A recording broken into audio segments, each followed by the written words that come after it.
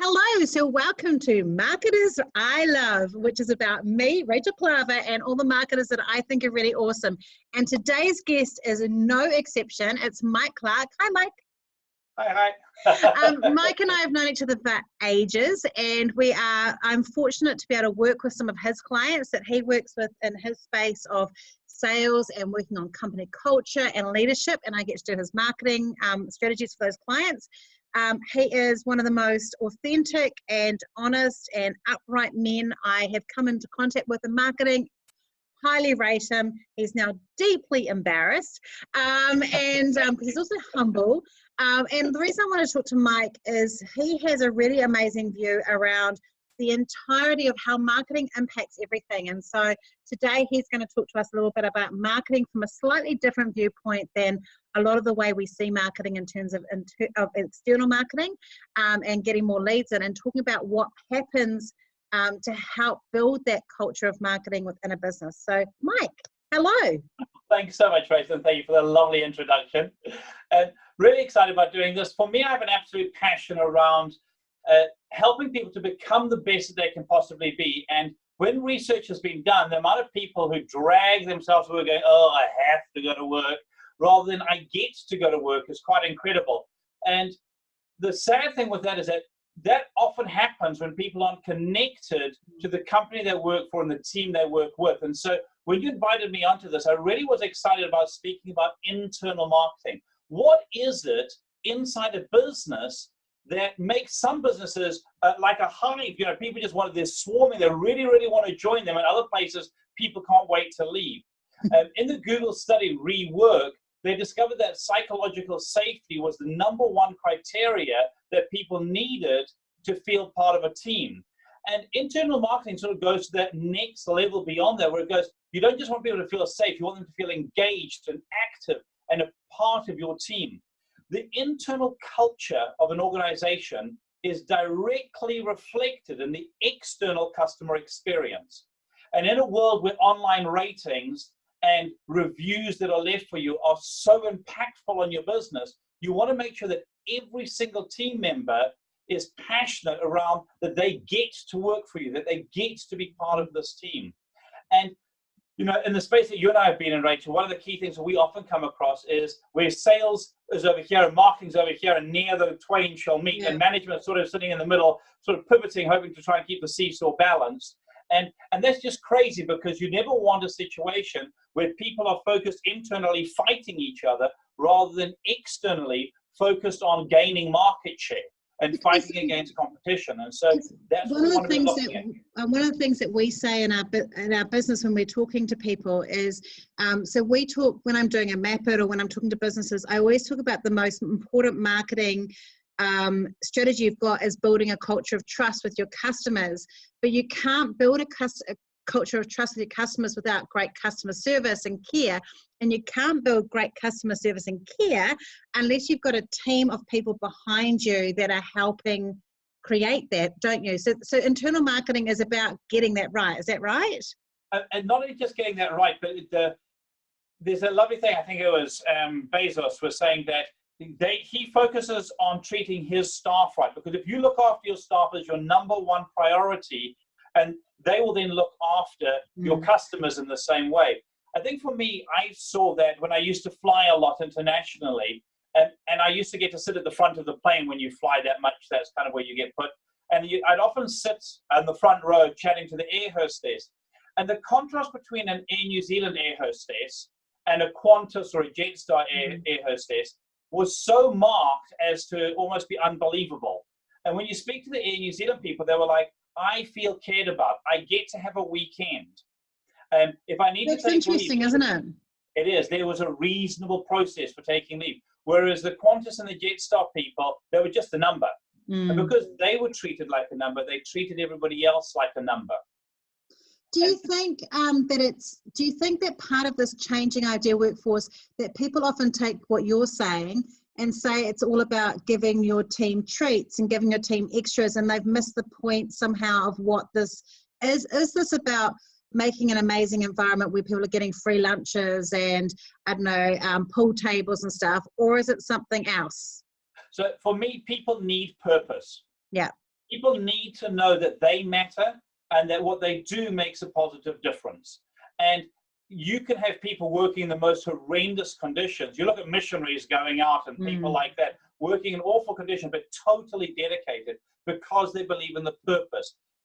You have to bring in the lollies and the beanbags and the slides and all the rest of it when your purpose isn't clear enough. You know, that should be the absolute theme on the top. Yeah. And so that's where I really think teams need to focus is, do you as a company have purpose? And is that clear to your whole team why you exist? Because what I really like about this is, so one of the things we talk about when we're doing marketing strategies is I really challenge people. I go through and I show that we've got 3 values, which is follow the customer, add value, and keep it simple. I can never remember the third. Thank goodness I did. And I say I only have 3 because I got a small brain. So, you know, I've got to just have the 3 to remember. But what I say is often businesses where they feel that they have got this great company culture, but they're not delivering. When you look at their values list, they might either have no values or they've got a list that's like 15 values and no one can remember them. Do you think that a lot of this is making it really easy for people to know the values and then go make a quick decision? Do I align with those values as a person in that company, or don't I? And if I don't, I kind of need to go because it's important. So it is important, but it's more than just that. When you know what your values are, there's 3 levels of values. Patrick Lencioni talks about having core values, which are non-negotiable. Absolutely category. So we've got 4, very similar to yourselves. We've got trust, because if you don't trust us, you're not going to work with us. We've got learning. If you're not learning and we're a training company, then we're not going to be. Got a problem. Yeah. There's a problem. And our learning is all about being able to take action from it, and we guarantee that that action will give you back at least double what you invest. So those are our 4 non-negotiable, and they're woven through everything we do. Even if it cost us, we wouldn't compromise on those. Yeah. Then you have aspirational values, which is what you aspire to. They're important to you, but you're not quite there yet. No. You know? And then you've got the rights to play values, which are an absolute given. So integrity in our business is a given and things like that. But inside of that, when you employ people, when you're interviewing people, if you know what your values are, if you know why you exist as a company, you've got purpose, and you know what your values are, you interview people based on your values. Yeah. When you induct them, when they get the job and you induct them, you reinforce those values going, this is why you've been employed. This is what we stand for. And then in every meeting that you have, you're cementing the values. We're doing this because it aligns with this value. We're doing this because it aligns with this value. You do team shout outs around, oh, I saw that person exercising that value. So it's not just a case of remembering it. It's a case of it's so woven in that team members know it so intimately that they can shout out when someone's living a value. And that's what I talk about internal marketing. You cannot over communicate it. It should be part of every single thing that you do. Because I think when those values are really embedded in a culture, the marketing, your natural marketing on platforms, on social media platforms, for example, becomes much more simpler because everyone's speaking the same language. So if the internal marketing is correct, so one of the things I kind of didn't make clear before is when we're doing those values thing, if we find people who don't have good return, word of mouth marketing or repeat business, we actually tend to say to them, look, I don't know if we're ready to work with you yet. Because if you don't have those 2 things, and look, we for a time didn't have those things because we were not doing a good job of making sure that our values were really well represented with our team. Like we didn't have that. And I do think that people that are not getting that growth from that repeat business and that word of mouth marketing, that indicator to me is that their values are out of alignment somewhere in their business. And the incredible thing is if you contrast it, when you do, so I totally agree with you, and many of us can see when it's out of alignment. But the wonderful thing that I love to see is when I work with teams and it is in alignment, there are 3 things that help people to sell: passion, belief, and confidence. If you've got those 3 things, you can sell anything. And so when your whole team passionately believes in what you're doing, they're totally committed and confident, not just confident in the product and the service, but confident in the other person in the team to be able to deliver. So salespeople go out confident that when they give a delivery date, the factory's going to meet it. The factory's confident that sales aren't going to go over promise and set them up to fail. And so there's this it's an internal customer as well as the external customer, and it's that alignment that brings people to life. They just like, wow, we're an amazing team. I absolutely love that, because I worked with a business about, a long time ago, maybe about 8 or 9 years ago. And I frequently quote the guy, that the CEO of that business. He used to swear, I'm going to modify it a little bit, but he said, a new customer is just someone we haven't annoyed yet. He used to swear in there instead. And I remember him saying, it fits in with that, because I remember him saying, my sales guys are great. They'll go in and they sell, but they're selling stuff they know we can't deliver to get the sale.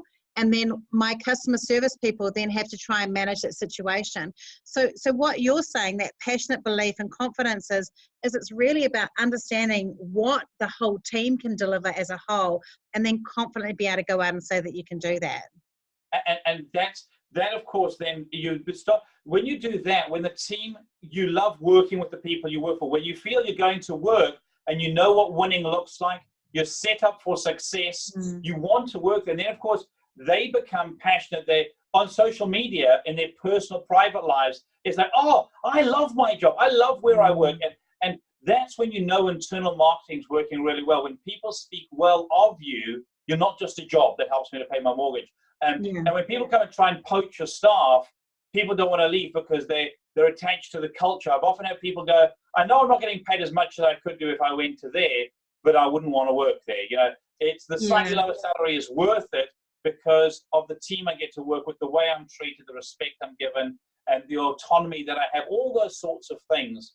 And an incredible thing is, in doing the Gallup Strengths Finder, one of the things I found is, and one of those stats that I so love, is that when people are engaged at work, when they understand why they're there, they're being allowed to work to their strengths, their productivity goes up 6 times. So it's the internal marketing pays for itself, hand over fist. It's your best return on investment. Which is amazing. If someone's watching this and going, this is something I need, like besides obviously they can come and talk to you, Mike, because you are a bit of a star in training in this, what would be one action they could take to make a change in this area? Because it's a lot of change that has to go through. But what's one thing that you think would be a good thing for them to get started in, just to kind of understand what happens if your internal marketing isn't great? The key thing is to sit down and be honest with yourself and go, when you look at yourself as a business and being able to say to yourself, do we have a purpose? Can I clearly articulate why we exist as a company? And if you can't clearly articulate that one simple thing, there's a great book by Patrick Lencioni called The Advantage, and he said you have to answer 6 questions. And the first one is, why do we exist? Then how will we behave? What do we do? And then he goes into some strategy stuff. But that's the ultimate question. If you don't know the answer to those questions, why do we exist? How do we behave? And what is it that we do? Then the messages that you're sending internally are always going to be mixed. And then people have this shifting sand or the moving goalposts, which is the often terms you hear about. Whereas when people are absolutely steadfast, strategy is far more around what you say no to than what you say yes to. And when you know your values. What I love about this, Mike, is it's so similar to how I do a marketing strategy with a client. Yes. You know, like this is so similar. I say all the time, I was working with someone yesterday and they were like, you know, I've got this, this, and this. And I said, your biggest problem is you don't know what you stand for. And if you don't know what you stand for, you cannot possibly market yourself. But as soon as you've got your 2 or 3 core things that you do, and that's what you do, sure, other stuff might come in, but that becomes your unshakable thing. And then people know to choose you. And that's what this is really, is saying, if your business has got 3 or 4 core things that you know you stand for, the people that want to come and join you will naturally be attracted to that too. Absolutely. And that's being able to market that message, and also it then gives them a lot of confidence. I often say to people that in a business, if you like your values, having your values are like riverbanks, and having a clear purpose, having a clear vision around where you're going. What you say to people is that as long as you're inside those riverbanks, as long as you're working inside our values, headed towards the vision, and you cannot actually make a wrong decision. I love that. You might not make the best decision, but you cannot make a wrong one. It's not actually possible. And for a lot of people, that's quite a revolutionary thought, but the freedom it gives to people, your speed of communication internally goes up, people become a lot more autonomous because they know that they're safe to make decisions, and people move a lot faster. And in this current marketplace, it's not big eats small anymore. It's fast eats slow. Yes. And it's that speed that's what internal marketing gives you. It gives you speed. I love but that. You've got to know who you are and what you stand for. So Mike, if people have heard this and gone, I think I need help with this, how do they get hold of you? So the best way to get hold of us is through our website, www.thinkright, that's ThinkRight. Like your little banner in the back that you cleverly put there, you clever marketer you. There we go. And you work with businesses to help them with this part, don't you? That internal marketing, but also leadership and sales training. That's right. So the key area, where we passionately focus, is helping people be the best that they can be at work. So that whole internal culture, the teams, the leadership side of things, and sales, how does that all translate into actually helping companies to grow? And you can only grow a company as much as you grow your people. Awesome. And I'm really excited. I'm going to, we do like a little snippet, and the one I'm going to do is that round when you're talking about that passion, belief, and confidence, because I think that is one of the biggest things people struggle with, is how to become a better seller.